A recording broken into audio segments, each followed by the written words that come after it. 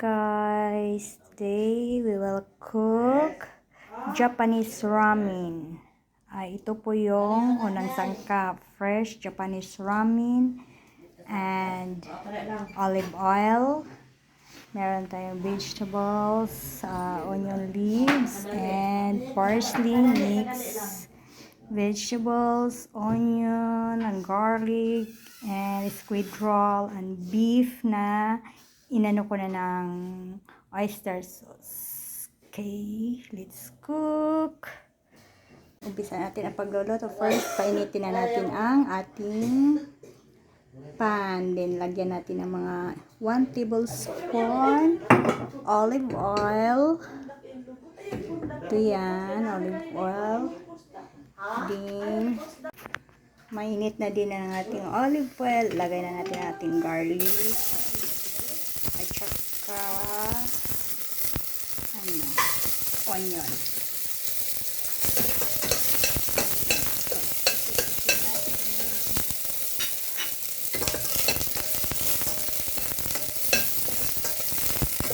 Mix lang hanggang mag-brown. Ito yung tagaluto. Hello. Tapos, ilagay natin ang beef.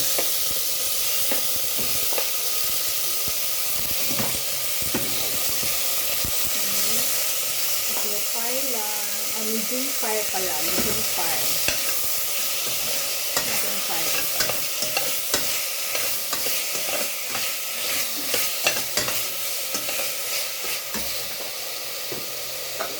Tapos, takpan ng ilang minuto. Mix na yung flavor ng oyster sauce at yung half cook na yung beef natin. Lagyan na ng 2 tasang tubig. 2 cups of water. Then, onting salt. At saka ilagay na natin ang ating beef cubes. Haluin at saka pakuluin ng mga 10 to 15 minutes po. Takpan muna natin. Tapos, hintayin kumukulo hanggang 15 minutes. Natin at tingnan kung malambot na siya. Malambot na nga ang ating baka, karning baka. Ilagay na natin ang ating carrot strips at saka yung squid roll strips na siya. At ipakuluan lang siya ng mga 2 minuto. Pagkatapos, ilagay natin ang ating ramen. Fresh Japanese ramen. Salamat. Tikman muna out. Po yung 2 minuto natin at kumukulo-kulo natin. Pinakuluan natin beef strips at saka carrots. Ngayon, ilagay na natin ang ating fresh Japanese ramen. Ito na. Fresh Japanese ramen. I-mix lang natin. At saka lagyan ng konting salt. Konti-unting salt. Mix ulit, tsaka takpan ng mga 1 minuto. Pag kumukulo na siya, ilagay na natin ang ating vegetables. Pan. Kumukulo na yung sa ramen natin, ilagay na natin ang ating vegetables. I-mix lang.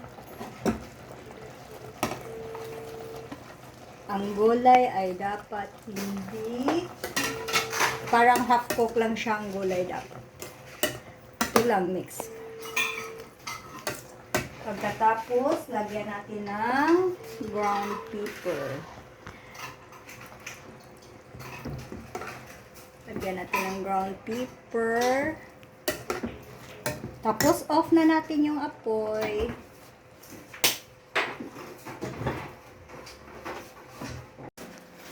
Ito na po ang finished product natin sa ating Japanese ramen. Lagyan na lang po natin ng garnish na yung parsley at saka onion leaves. pang garnish po.